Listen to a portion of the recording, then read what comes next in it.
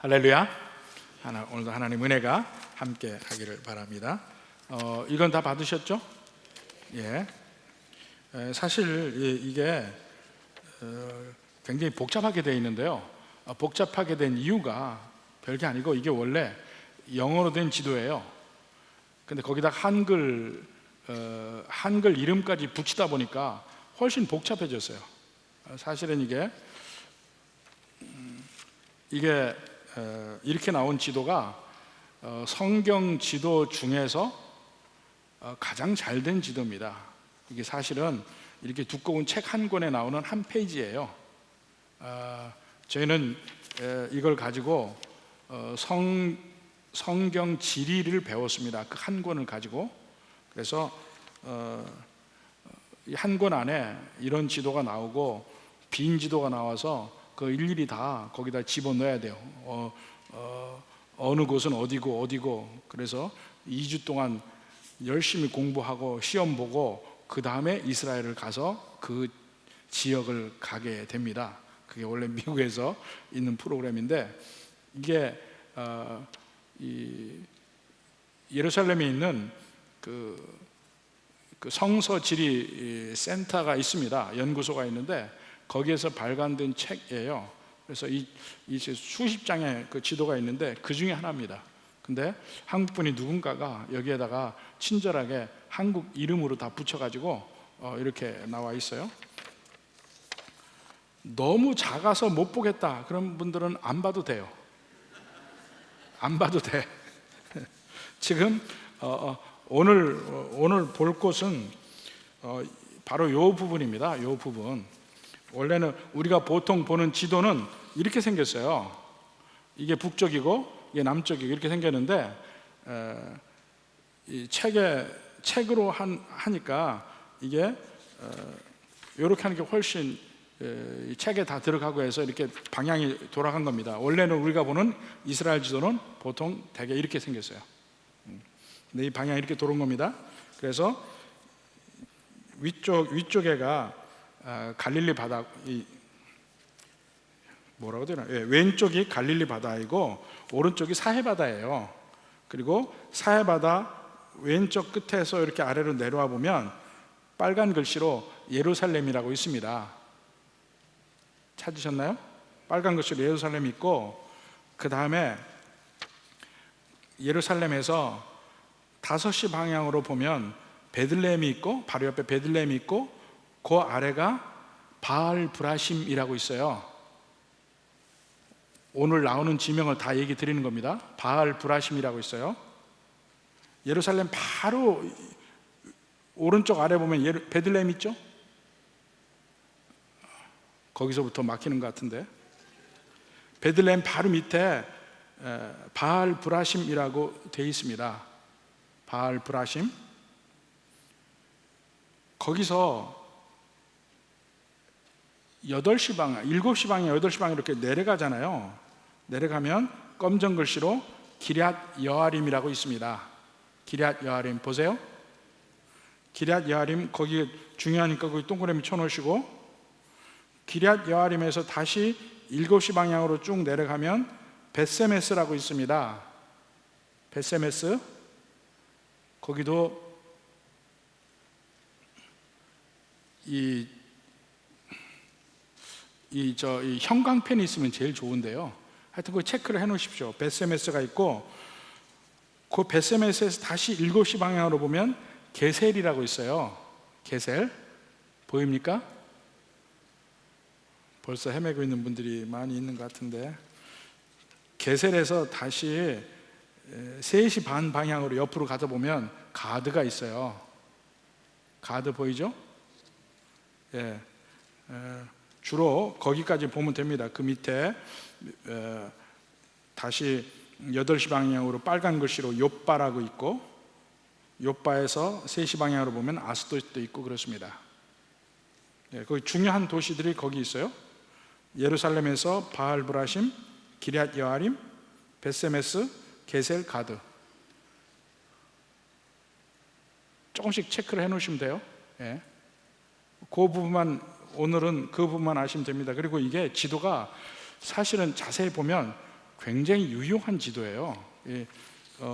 이름이 나왔으면 그 이름의 지명이 검정 동그라미로 점으로 딱딱딱 되어 있습니다. 바로 그곳이 그 도시예요. 검정 점으로 되어 있는 데가. 그것만 여러분이 유념해서 보시면 됩니다. 이게 한글까지 나와서 막 복잡한 것 같지만 자세히 보면 이 지도가 정말 좋은 게 뭐냐면 다른 지도에 전혀 없는 게 있습니다. 그게 뭐냐면 길이 있어요. 길. 어떤 성경 지도에도 이렇게 길이 나와 있는 데가 거의 없습니다. 여기는 길이 나와 있어요. 사실은 길이 있어야 진짜 지도의 그 기능을, 역할을 제대로 하는 거예요. 여기 전부 길이 나와 있습니다. 길이 있고 없고가 대단히 틀리거든요. 네. 그러니까 그 길이 난 그 길을 따라서 도시들이 있잖아요. 그걸 보면 됩니다. 가까이 있어도 길이 안 난 데가 있어요. 그건 분명히 가운데 골짜기나 산이 있는 거예요. 우리도 전라남도 하고 경상남도 하고 가까이 있지만 갈 수 없이 돌아가는 길이 많잖아요. 가운데 지리산이 있어서. 여기 그 식이 많습니다. 그러니까 실제로 가까운 데는 어디냐? 길이 나서 연결된 데가 제일 가까운 데예요. 이거를 염두에 두고 이제 오늘 말씀을 보면 되겠습니다.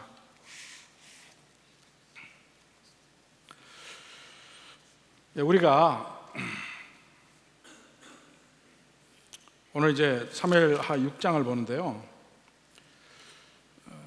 여기서 보면 이제 전체적인 면입니다. 우리가 하나님 믿을 때 열심히 하나님을 믿어요.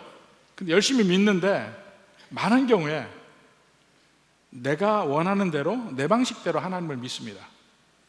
그게 참 많아요. 근데 내 방식대로 믿으면서 나는 그래도 하나님께 열심으로 하나님 사랑하는 마음을 했다, 이것으로 모든 걸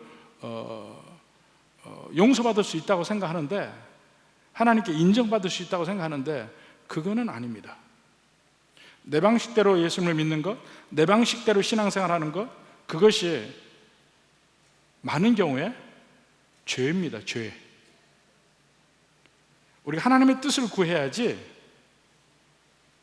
하나님 뜻은 모르고 그냥 내 방식대로, 그냥 내 습관대로, 전통대로 그냥 신앙생활하는 것이 하나님 앞에 가증스러운 일이고 죄가 될 경우가 많이 있습니다.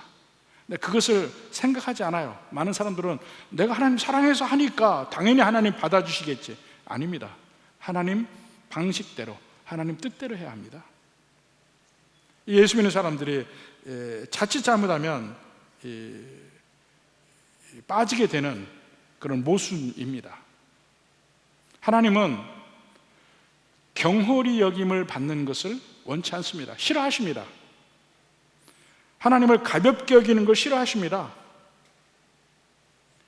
우리가 하나님을 믿는다 하면서도 그 하나님에 대해서 경외하는 마음으로, 두려운 마음으로 하나님께 다가가는 면이 없다면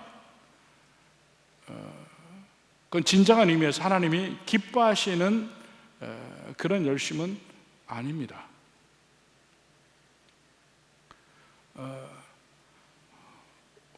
오늘 아침에도 우리 손주하고 영상통화를 했어요. 영상통화를 했는데 아직 말은 못하지만 이 눈치는 있고 다 알아요. 근데 이게 나를 무시해요. 지 아빠가 아무리 인사하라고 하더라도 내 분명히 거기 있는지 아는데도 틱 보고 딴짓해요. 요새 뭐 레고에 빠졌다고 레고만 해서 나한테 자랑하기 바쁘지, 나한테 할아버지 해서 인사하고 전혀 안 합니다. 아직 무식한 거죠. 아직 어린 거죠. 아직 뭘 모르는 거죠. 제대로 성숙해지면 당연히 인사해야 되고, 당연히 내가 물으면 대답을 해야 되고, 뭔가 이렇게 오고 가는 게 있어야 될 거 아니에요. 그게 없습니다. 그러니까 하고 나도 좀 기분이 찝찝해요. 여러분, 하나님과 관계도 잘 생각해 보십시오. 기도를 많이 하는 분도 잘 생각해 보십시오. 내가 과연 하나님의 뜻을 알려고 하는 것인지, 아니면 내 이야기만 하나님께 내놓고 있는 건지 한번 생각해 볼 필요가 있습니다. 오늘 본문에서 다윗이 하나님께서 뽑은 왕이에요. 하나님이 기뻐하시는 왕. 그가 할 일은 오직 그 하나님이 기뻐하시는 뜻대로 순종하는 거예요. 근데 아차하면 우리가 하나님을 만홀히 여깁니다. 경홀히 여겨요. 아차하면 우리가 하나님을 잘 믿는다 하면서도 어떤 때 보면 하나님의 뜻을 구하는 것이 아니고 내 방식대로 하나님을 섬겨요. 근데 그게 문제가 되는 경우가 많이 있습니다. 오늘 사무엘 하도 바로 그런 면을 이야기를 합니다. 법궤에 관한 이야기예요. 다윗이 법궤를 예루살렘으로 가져오는 그 과정을 이야기할 때 그런 문제들이 생기는 겁니다. 한번 1절, 2절부터 볼까요? 먼저 이제 법궤를 가져오려고 노력하는 면이 보입니다. 1절부터 봅시다. 다윗이 이스라엘에서 뽑은 무리 3만 명을 다시 모으고, 사실 이때가 언제냐면 바로 그 앞에 5장 후반부에 보면 다윗이 블레셋을 물리쳤습니다. 게바에서 게셀까지. 오늘 여러분 지도에도 보면 그 지도 아래쪽에 게셀이 있습니다. 아까 찾아봤죠? 게셀은 거의 블레셋에 그 사는 그 가드라든가 에글론이라든가 이 근처까지 간 거예요. 그러니까 블레셋이 완전히 뒤까지 밀려간 겁니다. 사실 이스라엘이 아벡의 전투에서 블레셋에게 패해서 법궤를 빼앗겼거든요. 그게 사무엘상 4장에 나옵니다. 사무엘상 4장 22절 볼까요? 법궤를 빼앗기고 나니까 거기서 말하기를 하나님의 궤를 빼앗겼으므로 영광이 이스라엘에서 떠났다, 이렇게 얘기를 합니다. 결국 그들이 블레셋에게 이렇게 밀리게 되니까 나중에 사무엘상 8장에 보면 사무엘에게 가서 왕을 요구하게 되는 계기가 됩니다. 우리도 다른 이방 나라처럼 왕을 주십시오. 우리에게 왕이 있어야 저 사람들하고 대적을 할 수가 있겠습니다. 바로 이런 배경도 되거든요. 근데 결국 왕이 된 사울도 길보아 산에서 완전히 패배하고 나서 이스라엘의 상당 부분까지 블레셋이 와서 점령을 했었어요. 근데 다윗이 그 영토를 대부분 회복하기 시작합니다. 소위 그 산지 지방이 있어요. 하르라고 하는 산지 지방은 거의 다 회복을 합니다. 그래서 이 지중해 쪽에 평야 지방에는 블레셋 사람이, 구릉지대로 올라가서 산지는 이스라엘 백성이 이렇게 살게 되었습니다. 이제는 블레셋의 방해 없이 그 산지 지방에서는 이스라엘 백성들이 살게 되었는데, 이렇게 되니까 이제는 하나님의 영광을 다시 돌려놓을 차례가 됐습니다. 그래서 드디어 다윗이 뽑은 무리 3만 명을 다시 모았다. 이 뽑은 무리라는 건 보통 군대를 이야기합니다. 군대를 이야기할 때 뽑은 무리라고 보통 이야기를 하는데, 사울이 다윗을 추격하기 위해서 무리를 뽑았는데 그게 3,000명이에요. 근데 지금 다윗은 그 10배나 되는 인원을 모아서 일을 추진합니다. 3만 명을 모아서 군대를.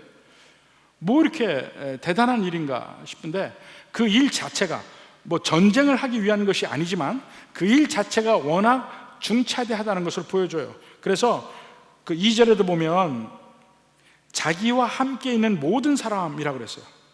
5절에도 보면 이스라엘 온 족속이라고 그랬습니다.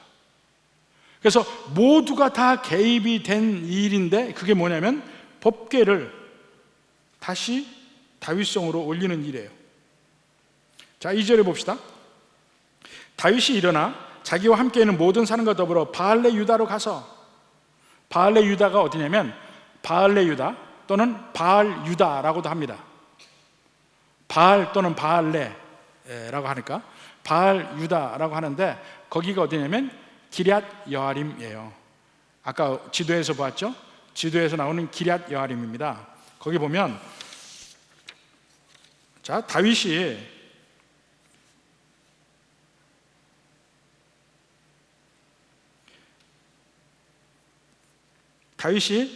게셀까지 영토를 확보하죠. 예루살렘에서 쭉 내려오면 게셀이라고 있죠? 보입니까? 빨간 글씨 아래쪽에 게셀이라고 있어요. 게셀까지 확보를 했는데 기럇 여아림은 예루살렘과 게셀 중간쯤에 있습니다. 그렇죠? 예루살렘과 게셀 중간쯤에 기럇 여아림이 있죠? 찾았는지 못 찾았는지 내가 거기가 여기서 이야기하는 바알레 유다 또는 기럇 여아림이에요. 그러니까 충분히 이해가 되죠. 게셀까지 확보를 하고 나니까 이제 기럇 여아림 가서 법궤를 가져올 수 있게 된 거예요. 그 전에도 이스라엘 백성의 땅이었지만 이제는 더 안전하게 갈 수가 있었는데 그 기럇 여아림은 사실 어느 면에서는 이스라엘에서 잊혀진 곳입니다. 이 사무엘상 4장에서 법궤를 빼앗깁니다. 법궤를 빼앗기는데 법궤 혼자 블레셋 지방에 가서 그 블레셋의 신들을 물리치는 장면이 나와요. 법궤가 가는 곳마다 막 병이 들고 악종이 나고 막 그래서 결국 블레셋 백성들이 법궤를 가지고 있지 못하고 결국 돌려줍니다. 벳세메스로 돌려줘요. 근데 벳세메스로 돌려주고 나니까 벳세메스 사람들이 죄를 범합니다. 무슨 죄를 범해요? 법궤 속을 들여다봐요. 그래서 엄청나게 많은 수가 죽습니다. 5만 70이라고도 하고 70이라고도 하지만 하여튼 많은 수가 죽어요. 그러니까 벳세메스 사람들이 거기 두지 못하고 보낸 데가 어디냐면 기럇 여아림이에요. 기럇 여아림으로 보냈습니다. 근데 그 기럇 여아림 아비나답의 집에 있게 됩니다. 그게 사무엘상 7장 1절이에요. 사무엘상 7장 1절 한번 봅시다.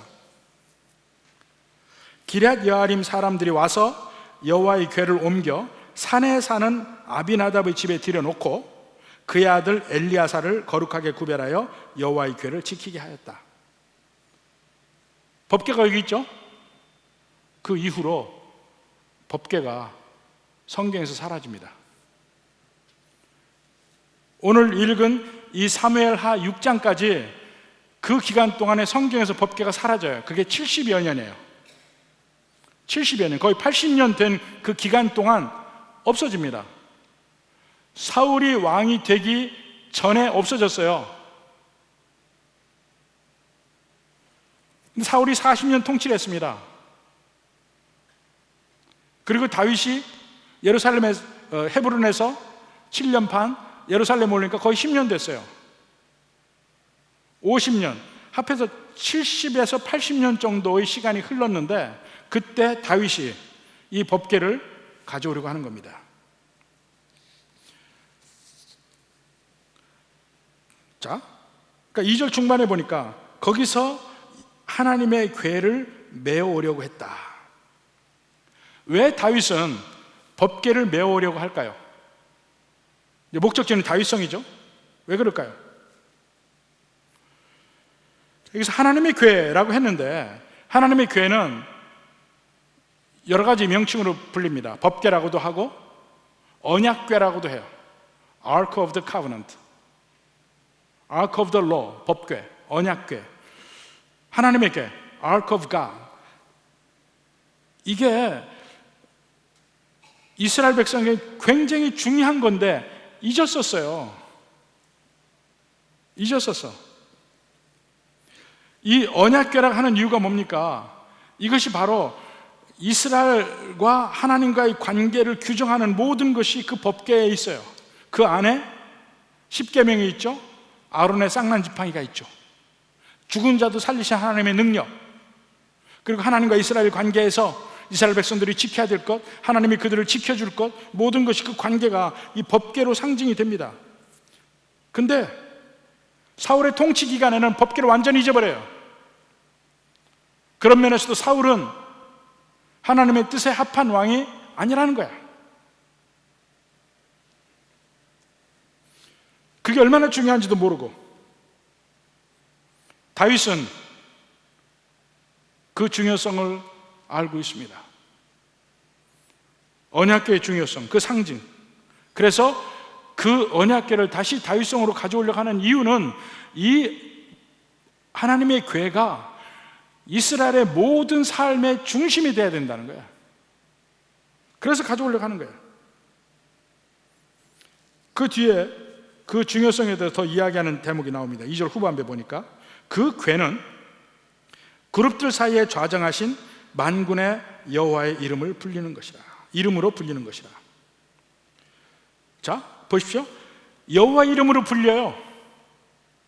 그러니까 법궤가 있는 곳은 거기에 여호와의 이름이 있는 곳이에요. 근데 여호와의 이름 하면 그 보이지 않는 하나님의 모든 것을 대표하고 대변하는 것이 이름이에요. 그래서 계속해서 성경에서 보면 여호와 이름에 대해서 이야기합니다. 시편 106편 8절을 봅시다. 그러나 여호와께서는 자기 이름을 위하여 그들을 구원하셨으니, 이름을 위하여 여호와의 그 모든 평판과 여호와의 명성과 명예와 이 모든 것이 집약된 게 여호와 이름이에요. 예레미야 14장 21절, 주의 이름을 위하여 우리를 미워하지 마옵소서. 우리가 하나님의 백성인데 우리가 잘나서가 아니고 주님 이름 명예를 더럽히지 않기 위해서 우리를 버리지 마옵소서, 미워하지 마옵소서. 에스겔서 20장 9절에도 보면, 그러나 내가 그들이 거주하는 이방인 눈앞에서 그들에게 나타나 그들을 애굽 땅에 인도하여 내었나니 이는 내 이름을 위함이라. 하나님께서 이스라엘 백성들을 애굽에서 자유케 한 능력을 보여주는 것은 이스라엘 백성들을 사랑함도 있지만 궁극적으로는 여호와의 거룩한 이름을 위해서, 이 세상에 여호와가 누군지를 알게 하기 위한 목적이 있다고 합니다. 여호와의 이름으로 불리는 그 궤, 거기에 보면 또 그냥 여호와 이름이 아니고 만군의 여호와 이름이라고 되어 있어요. 만군의 여호와. 만군의 여호와는, 만군은 어떤 것이냐면 하늘의 모든 군사들, 천군 천사들, 이걸 전부 다 합해서 만군이라 하는데, 만군의 여호와, 그들의 사령관, 그러니까 엄청난 힘으로 승리하시는 여호와라는 의미예요. 만군의 여호와 이름이 거기 있다. 사무엘하 5장 10절에 보면 이제 여기서부터 만군의 하나님이란 말이 계속 나오는데, 사무엘하 5장 10절, 만군의 하나님 여호와께서 함께 계시니 다윗이 점점 강성하여 가더라. 그 엄청난 군대가 함께 하니까 다윗이 점점 강성하여 가더라. 이 세상에서의 군대가 많고 적으면 아무것도 아니에요. 그 이스라엘 백성들에게 어떤 그 위기의 순간에, 전쟁의 순간에 보면 하나님이 항상 하늘문을 여시고 하늘에 만군이 있다는 사실을, 엄청난 군대가 있다는 사실을 하나님의 백성들에게 보여줍니다. 그때 누구를 믿겠느냐? 이 세상의 능력을 믿겠느냐? 아니면 하나님을 믿겠느냐? 항상 그걸 묻습니다. 우리의 삶에서도 크고 작은 여러 가지 갈등과 어려움과 그 문제가 있을 때 여러분은 과연 무엇을 믿겠느냐? 누구를 믿겠느냐? 무엇에 의지하겠느냐? 생각해 보라고 합니다. 우리는 다윗이 믿었던 것처럼 만군의 여호와 하나님을 믿는다. 그리고 그 궤는 이게 하나님의 왕이신 하나님을 상징을 해요. 이게 어떻게 상징하냐면, 이 언약궤가 직사각형으로 되어 있습니다. 2규빗 반, 1규빗 반, 1규빗 반, 이 옆에서 보면 정사각형인데 직사각형으로 되어 있어요. 근데 그 직사각형이 마치 무엇이 같으냐면 이게 발등상이에요. 하늘의 보좌에 좌정하신 하나님의 발등상, 풋스툴이라는 거예요. 발을 올려놓는 발등상입니다. 마치 언약궤가 그것처럼 생겼는데 그 하나님의 발등상 또는 발판이라 합니다. 그게 제 말이 아니고 성경에 있습니다. 역대상 28장 2절에 봅시다.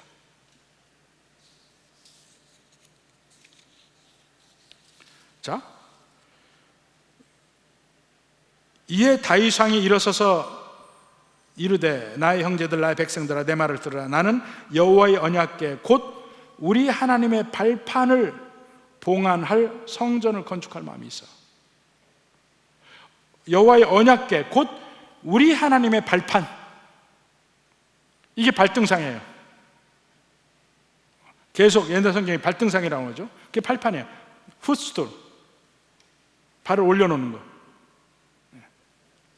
이게 하나님의 보좌. 그러니까 하나님의 보좌라는 걸 더 알 수 있는 것이 뭐냐면 거기 보면 이 그룹들 사이에 좌정하신이라고 되어 있잖아요. 이 그룹이 뭐 영어로 그룹 이런 게 아니고 체루빔이라는 천사입니다. 그룹 천사. 천사가 스랍이라는 천사가 나오고 그룹이라는 천사가 나와요. 근데 여기서는 그룹 천사, 체루빔이라는 그 천사들에 쌓여 있어요. 이들이 여호와의 군대, 거기에서 왕으로서 좌정하시는데 그 발등상이 이 땅에 있는 법궤야. 그러니까 법궤가 있는 곳은 하나님의 보좌가 있는 곳이라 이겁니다.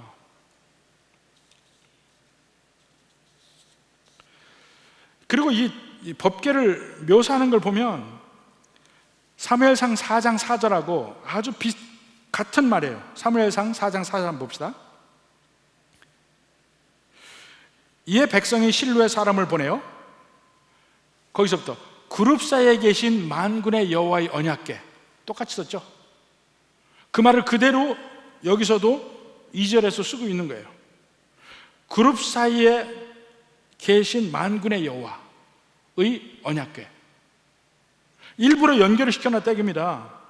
근데 사무엘상 4장은 무슨 말이냐면 홈리와 비느하스가 패배하고 법궤를 잃어버릴 때예요. 그때를 상기시키는 겁니다. 지금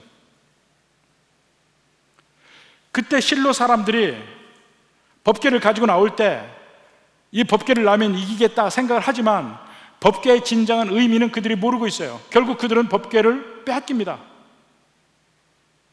근데 지금 이제 오늘 본문의 이야기에서도 다윗도 이 법궤의 의미를 아직도 정확하게 모른다고 생각해. 아직 하나님의 보좌에 여호와 이름이 거기 있고 하나님의 보좌의 발등상이고 하나님이 실제 거기 계신 면을 대변하는, 상징적으로 표현하는 것인데 그 의미를 잘 아직 모른다 이겁니다.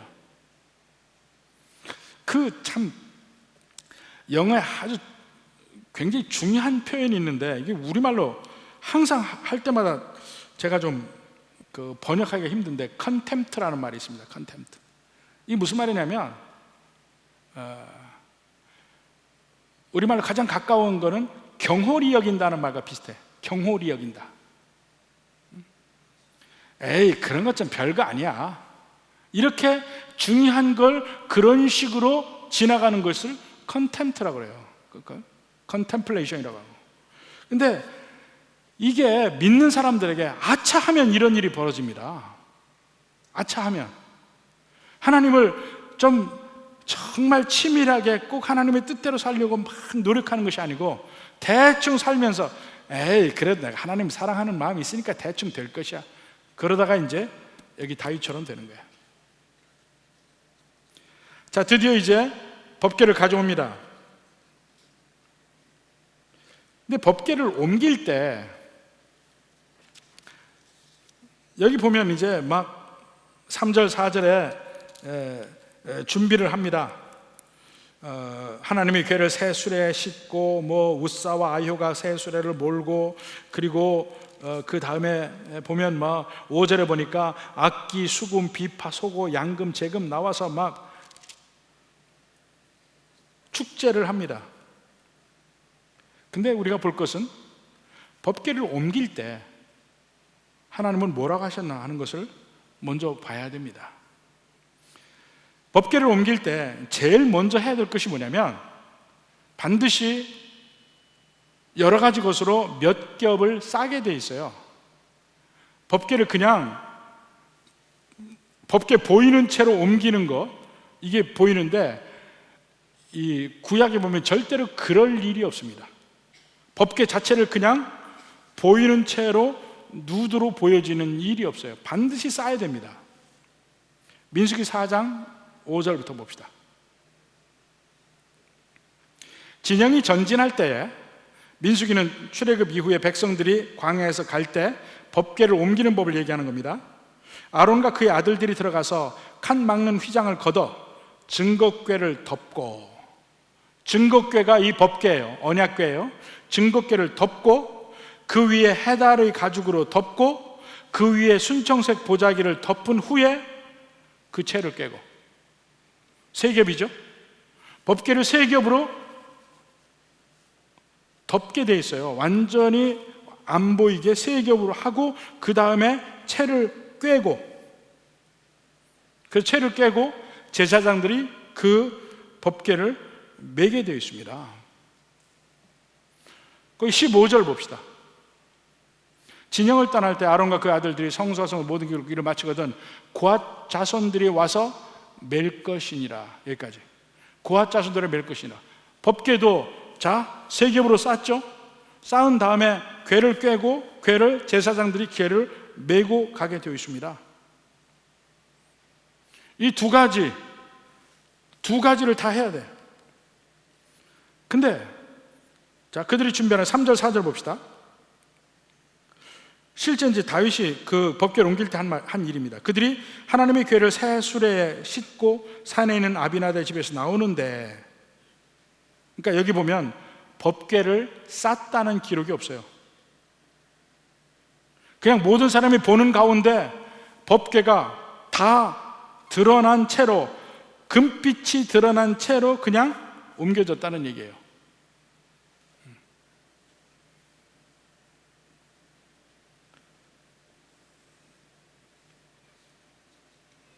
아마 우사와 아효는 여기서도 이제 제사장일 텐데, 그럼 법궤를 매지 않고 어떻게 했냐면 새 수레에 실었는데, 새 수레에 실은 것은 누가 했냐면 70년 전에 블레셋 사람들이 했습니다. 블레셋 사람들이, 그 사람들이 이방인들이잖아요. 법궤를 어떻게 할지를 몰라. 그러니까 자기들 방식대로 해서 법궤를 수레에 실어서 보낸 거예요. 새끼가 있는 소를 수레에 매서 보냈는데 새끼는 안 보내고 보냈습니다. 그러면 자연적인 현상은 소가 안 가죠. 새끼 있는 데서 안 가죠. 그런데 그 소가 그냥 벳세메스로 갑니다. 아, 이거는 분명히 신이 그렇게 한 것이다. 그 블레셋 사람들이 본 거예요. 그렇게 해서 옮겼거든. 그러니까 지금 이스라엘 백성들은 법궤를 매는 일에 대해서 다시 성경을 봐야 되는데 성경 보지 않았어요. 70년 전에 블레셋 사람들이 자기들에게 법궤를 가져올 때 일을 떠올리고 블레셋 사람들의 방식대로 새 수레를 해서 수레에다가 실은 거예요. 제사장이 매야 되는데 블레셋의 방식대로 했습니다. 그리고는 그들이 기뻐하면서 악기와 소고와 비파와 수금으로 축제를 합니다. 5절에. 이때 다윗과 이스라엘 모든 백성들이 하나가 되어서 기뻐하고 있어요. 어디에서요? 여호와 앞에서. 5절 봅시다. 여호와 앞에서 연주하더라. 여호와 앞이라는 게 곧 법궤 앞이죠. 싸지도 않고 수레에 싣고 다 거기서 기쁨으로, 내가 드디어 우리가 하나님의 법궤를 예루살렘으로 옮기는구나, 그들의 마음속에 뭐가 있겠습니까? 너무나 즐겁죠. 드디어 우리는 하나님 사랑하는 거야. 선한 뜻이야. 다윗도 기쁘고 즐겁고 사울이 못한 일을 내가 해. 온 이스라엘 백성들도 그때 비로소 깨어나는 거야. 아유, 우리가 이 귀중한 법궤를 어떻게 우리가 잊고 있었을까? 야, 오늘은 정말 즐거운 날이라. 그때에 재앙이 임합니다. 6절에 봐요. 그들이 나곤이 타작마당에 이르러서는 소들이 뛰므로. 왜 소들이 뛰는지 모르겠어요.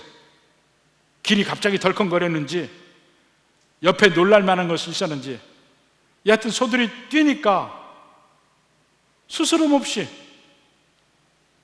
경건한 마음으로, 법궤가 움직이면 안 되니까 웃사가 손을 들어 하나님의 궤를 붙들었습니다. 다행히 그래서 법궤가 흔들리는 것을 막았어요. 잘못하면 법궤가 수레에서 떨어지게 될 수도 있는데 그걸 막았습니다, 웃사가. 그러니까 그 다음에 일어난 일은 아무도 예상하지 못한 일이 일어나는 것이죠. 7절에 뭐라 합니까? 여호와 하나님이 웃사가 잘못함으로 말미암아 진노하사. 웃사에게 진노하는 겁니다. 진노하사 그를 그곳에서 치시니 그가 거기 하나님의 궤 곁에서 죽으니라. 축제였다가 순식간에 여호와 하나님의 치심으로 웃사가 하나님의 법궤 옆에 죽어 있습니다. 아니, 법궤가 떨어지면 안 되니까 잡았는데, 근데 그때 수십 년 전에, 70여 년 전에 베스메스에서 있었던 일을 기억하는 사람도 그때 있을지 모르겠습니다. 무슨 일이 있었습니까? 사무엘상 6장 19절 봐요. 베스메스 사람들이 블레셋에서부터 여호와의 궤가 수레에 실려서 오니까 베스메스 사람들이 그 수레를 들여다봤습니다. 들여다본 까닭에 그들을 치사 5만 70명을 죽이신지라. 5만이 괄호가 친 이유는 뭐냐면 이스라엘의 숫자에 10을 1000을 이야기하는 단위가 있는데 그 단위가 숫자 1000도 되고 이 한 그룹도 되고 이렇게 해서 숫자 1000으로 치면 5만이라고 얘기를 해야 돼요. 근데 그 당시에 모든 사정을 볼 때 베세메스 총 인원이 5만이 아니고 만도 되지 않는 그런 작은 마을이에요. 거기에 5만 70명은 아닐 것이다. 그래서 그 1000을 이야기하는 그것은 하나의 단위를 이야기할 것이다 생각을 해서 5만에다가 괄호를 친 거예요. 하여튼 많은 수가 죽었습니다. 죽이신지라 여호와께서 백성을 쳐서 크게 살육하였으므로. 이런 일이 일어났는데도 불구하고 이스라엘 백성들은 그게 무슨 의미인지를 전혀 모르고 지나갔어요. 그리고 70여 년이 지나간 거예요. 그냥 법궤를 완전히 한쪽에 팽개쳐 놓은 거랑 똑같아. 그러니까 베세메스 사람들이 그 다음에 6장 20절에 보면 베세메스 사람들이 이르되 이 거룩하신 하나님 여호와 앞에 누가 능히 서리요? 그를 우리에게서 누구에게로 올라가시게 할까 하고 그 다음에 전령들을 기럇 여아림 주민들에게 보내어 이르되 너희에게로 옮겨가라 이야기합니다. 옮겨가서 그 다음에 7장 1절에 이제 그 아비나답의 집으로 가게 되는 것이죠. 웃사가 왜 죽었습니까? 웃사가 왜 죽었어요? 성경은 명확하게 이야기합니다. 7절에 다시 봐요. 여호와 하나님이 웃사가 잘못함으로 말미암아 돼 있어요. 웃사가 잘못함으로 말미암아. 그래서 웃사가 죽은 거예요. 뭐 더 설명도 없어요. 하나님께서 꼭 우리에게 설명할 의무도 없습니다. 잘못한 것에 대해서 하나님이 진노하시고 심판하신 뿐이야. 그때 다윗도 분노합니다. 8절에 여호와께서 우사를 치심으로 다윗이 분하여. 근데 여호와의 분노와 다윗의 분노는 좀 다른 겁니다. 여호와의 분노는 우사가 잘못함으로 우사를 향해서 분노를 낸 거예요. 근데 다윗의 분노는 여호와를 향한 게 아닙니다. 우사가 잘못해서 우사가 죽은 모든 일에 대해서, 그 일에 대해서, 전체에 대해서 분함이 있는 거예요. 그래서 그곳을 베레스 우사라고 했다. 근데 하나님의 진노가 다윗에게 표현될 때는 아까 그 지명에서도 나오지만 바알 브라심이라고 그랬어요. 바알 브라심. 바알 브라심. 베레스라는 말과 브라심이라는 말과는 같은 말이에요. 그게 이 어미가 바뀌어서 그렇지, 바알 브라심 할 때 브라심과 여기 나오는 베레스 우사하고는 같은 말이에요. 무슨 말이냐면 이렇게 깊이 쳤다는 말이에요. 깊이 쳤다. 이 베레스라는 말이 깊이 치다, 째다, 뭐 이런 말이 됩니다. 근데 바알 브라심, 깊이 치고 상대편을 격파한 주님이란 뜻이에요. 바알 브라심은 상대편을 향해서 하나님이 그렇게 할 때 하나님이 승리케 했어요. 근데 여기서는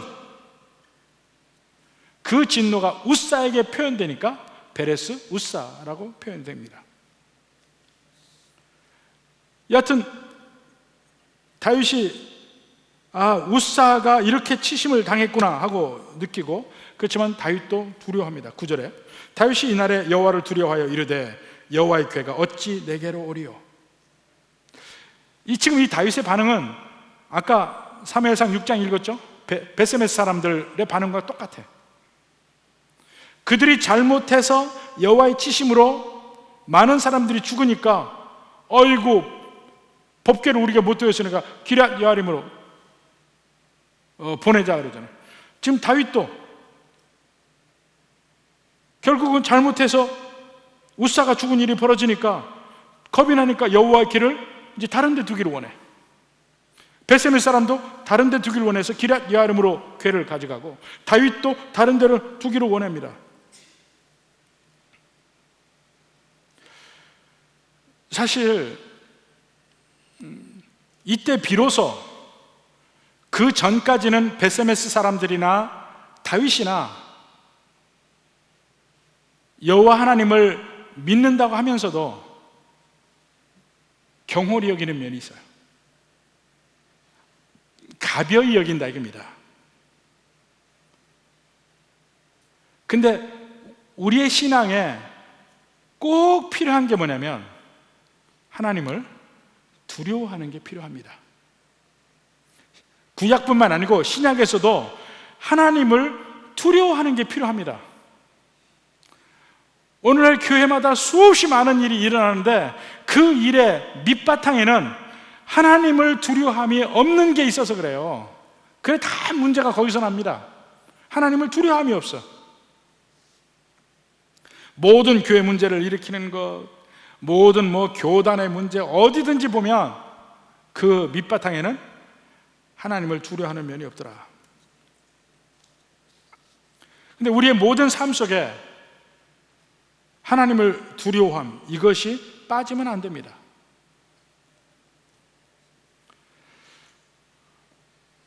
결국 우리 모든 관계에서도, 부모 자식 간의 관계도 그렇고, 바로 이 면이 빠지면 관계가 어그러져요. 우리 모든 삶에서 하나님을 두려움이 빠지고 나면 진정한 신앙생활이 아니고 자기 마음대로, 그야말로 내가 복음대로, 제 5번째 복음서 있죠? 내가 복음. 자기 마음대로 믿는 거, 자기 뜻대로 하는 거, 그런 일을 한다니까요.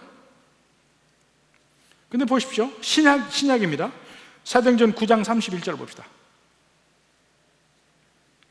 그리하여 온 유대와 갈릴리와 사마리아 교회가 평안하여 든든히 서가고 주를 경외함과, 이 경외라고 쓰니까 이 무슨 말인지 잘 안 닿는 것 같아요. 주를 두려워함과입니다. 주를 두려워함과, fear of the Lord, fear of the Lord. 주를 두려워하는 것. 여러분, 주님을 두려워합니까? 두려워해야 돼요. 겁나야 돼요. 이 겁나는 게 없으면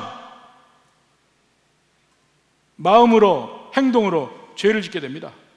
겁나는 게 없으면. 마지막으로 우리를 경건함으로 지켜주는 가장 마지막 보루가 하나님이 겁나야 돼. 모든 관계에서도 내가 모든 죄적인 관계로 만드는 그런 면을 못하는 마지막 보루가 하나님이 겁나서, 하나님이 겁나서 뭘 못해야 됩니다. 그래야 비로소 경건한 삶이 제대로 될 수가 있습니다. 고린도후서 5장 11절. 우리는 주의 두려우심을 알므로 사람들을 권면하거니와. 바울이 이야기해요. 우리는 주의 두려우심을 안다. 우리는 하나님 두려워한다. 그리고 다른 사람에게도 권하는데 제발 두려워해라. 두려워해라. 우리가 하나님의 뜻대로 살지 못하는 이유는 하나님의 뜻을 살피려고 노력하지 않기 때문이고, 왜 뜻을 살피려고 노력하지 않느냐? 하나님을 두려워하지 않기 때문에 그래요. 분명히 법궤를 옮기는 면에 대해서도 성경에 명시되어 있는데도 불구하고 다윗이 그걸 보지 못한 이유는 찾으려고 안 해서 그래요. 하나님 뜻이 뭔지 다시 한번 보려고 안 해서 그래요. 나 하나님 사랑하고 내가 하는 일 분명히 하나님을 위한 일이고, 그러니까 내 식대로 하겠다. 거기에서 문제가 터진 거거든요.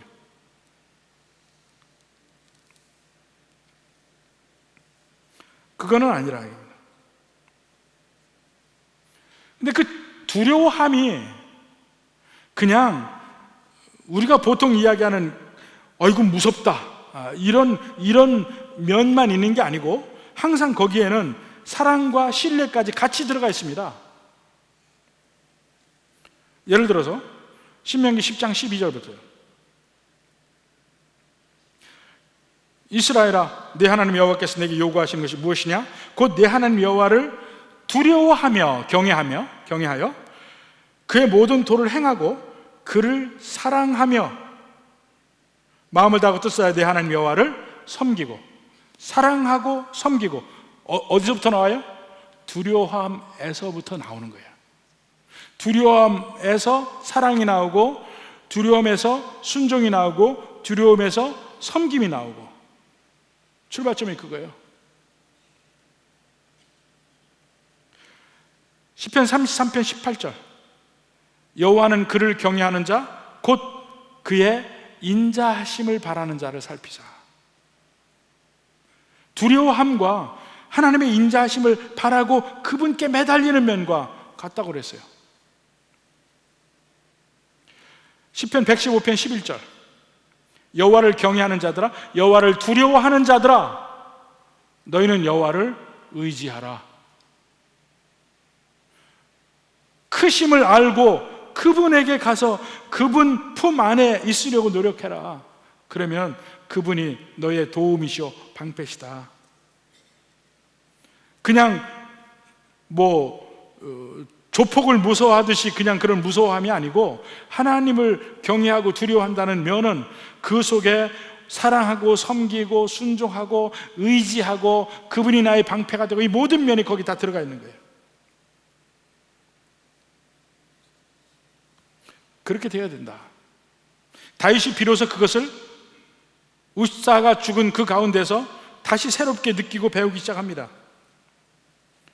여하튼 베세메 사람들이 두려워서 법궤를 자기들에게 두지 못하고 기럇 여아림에 보내는 것처럼 다윗도 자기가 다윗성에 법궤를 가져오려 한 것을, 옮겨오려 한 것을 취소합니다. 계획이 바뀝니다. 10절에 봅시다.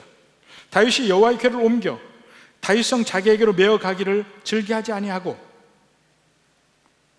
그 다음에 옮기는데 누구냐면 가드 사람 오벳 에돔의 집으로 메어갔다. 원래 계획은 다윗성으로 옮기려고 한 것이 아니죠. 근데 옮기려고 했는데 그게 이제 안 하는 거죠. 가드 사람 오벳 에돔의 집으로. 가드가 어디입니까? 블레셋 사람이에요. 지금 오벳 에돔도 오벳 에돔이라는 그 말 자체가 이스라엘 사람이 아닙니다. 정확하게 오벳 에돔 하면 에돔의 하인 이렇게 얘기할 수 있는데 블레셋 사람이에요. 그러니까 어쩌면 이스라엘 사람들이 우리 집에 갖다 놓으면 되겠습니다. 아무도 이야기를 안 한 것 같아요. 법궤가 이번에는 이스라엘의 하나님의 언약궤인데 블레셋 사람의 집으로 가요. 가드 사람 오벳 에돔의 집으로. 물론 다른 이유가 있었을지는 몰라. 거기가 가깝고 편리하고. 지금 가드로 갔다는 얘기는 안 해요. 가드 사람 오벳 에돔의 집이니까 기럇 여아림에서 가까운 쪽에 있었을 거예요. 근데 아무도 상상치 못한 놀라운 일이 벌어집니다.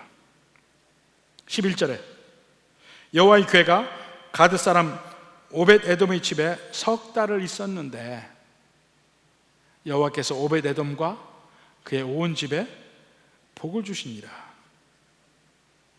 오히려 거기서는 우사와 같은 사고도 없었고 오히려 오벳 에돔과 그 온 집이 복을 받아.